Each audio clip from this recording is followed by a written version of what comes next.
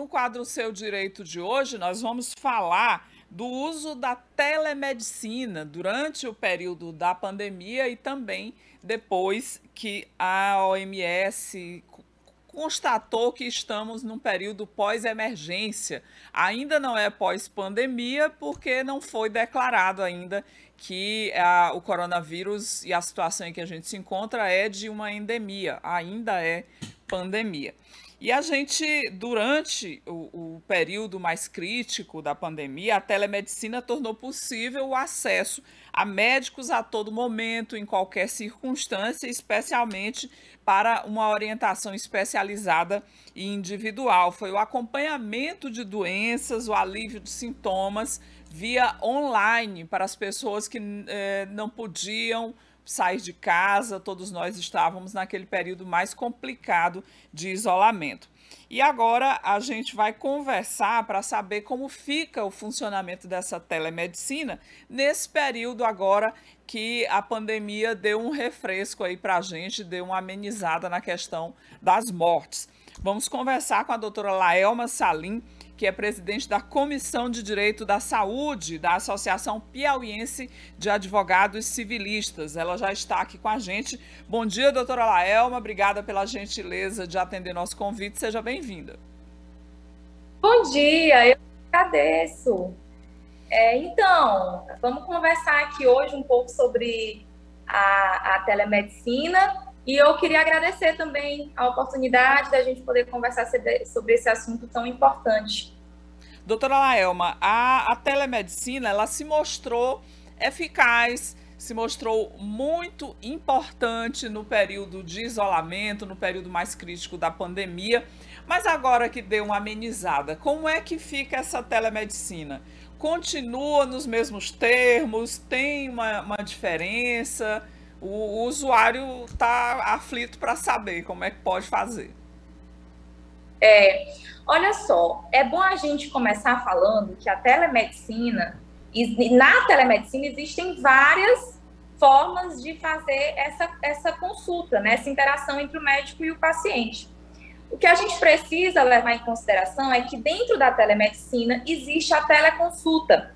Só em abril de 2020 foram mais de 3 milhões de consultas feitas de forma virtual. Então, assim, 90% desses pacientes aprovaram, tiveram seu retorno de forma eficaz com esse atendimento virtual. É importante que a gente ressalte também que em abril, junto com a pandemia, surgiu uma lei emergencial, que foi a Lei 13.989. Essa lei, ela está até hoje, tá? Até hoje a gente consegue tirar algumas coisas dessa lei. Então, assim, é importante a gente saber que também existem portais, e portais, assim, plataformas específicas para que esse médico, eles possam fazer de forma segura. Porque o que veio com a legislação? A lei, ela trouxe uma segurança jurídica.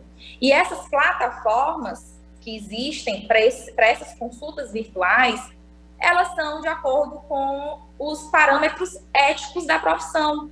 Então, assim, é para garantir que esse paciente não vai ter os seus dados vazados, por exemplo, porque o sigilo médico, ele é muito importante, tá? Tanto nas consultas virtuais, nas teleconsultas, como nas consultas presenciais, o sigilo, ele precisa ser da mesma forma, ele precisa existir. E eu também queria, e é importante a gente falar isso também, que o Brasil andou 20 anos em 2 anos, tá? Em 2 anos a gente conseguiu aí melhorar mais do que 100%, assim, a questão das consultas virtuais, que aqui no Brasil ainda estava um pouco andando a passos lentos. E também é importante a gente falar que essas teleconsultas, elas vêm há muito tempo na nossa história, apesar de não serem regulamentadas aqui no Brasil de uma forma eficaz até a pandemia, elas existem, olha só, desde 1890 já existiam consultas feitas pelos rádios.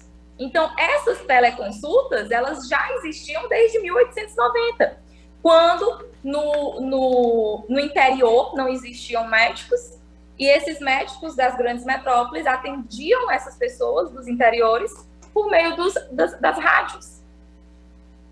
Doutora Laelma, bom dia, obrigado pela entrevista. Deixa eu lhe fazer um questionamento que me ocorreu logo que a gente iniciou a conversa sobre esse tema. A gente viu agora, durante a pandemia, muitas startups, muitas empresas de tecnologia que passaram a desenvolver com mais rapidez, como a senhora falou, nós avançamos muito tempo nesses últimos 2 anos, desenvolver produtos, desenvolver plataformas, desenvolver sistemas de atendimento médico usando a tecnologia.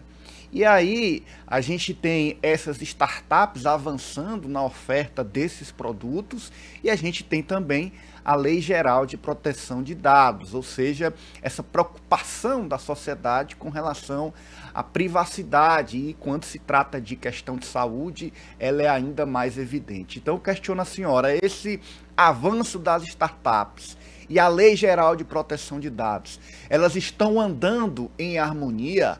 A regulamentação para essas startups, para esse novo serviço de medicina digital, e aí aborda a telemedicina e também outros serviços na área de saúde, feitos com auxílio da tecnologia, em acordo com a LGPD, a regulamentação dos conselhos, as normativas dos órgãos públicos. Como é que está essa situação hoje?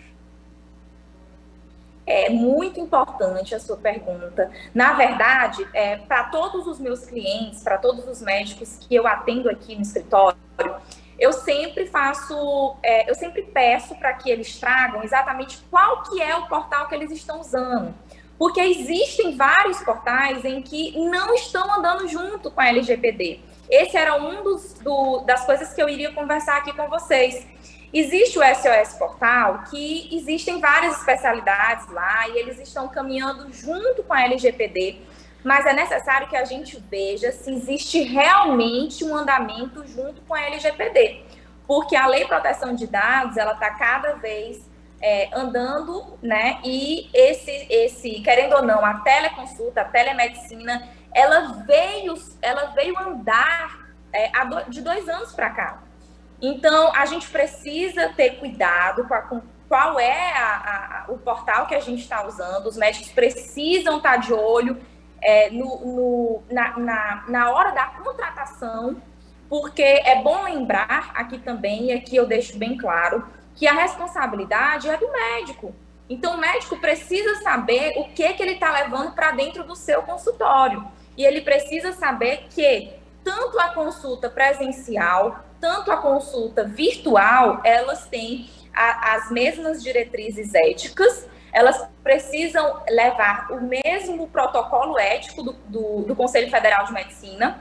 Então, é importante, sim, que todas as vezes que esses médicos façam essas telemedicinas, façam a teleconsulta, eles procurem conversar com alguém que entenda sobre a Lei de Proteção de Dados, entenda sobre a necessidade desse portal andar junto com a Lei de Proteção de Dados, para que assim a gente consiga fazer uma consulta de forma ética e de acordo com a ética profissional do médico, até porque, repito, a responsabilidade é do médico. Então, caso vaze algum exame ou alguma fotografia do paciente, a responsabilidade é do profissional.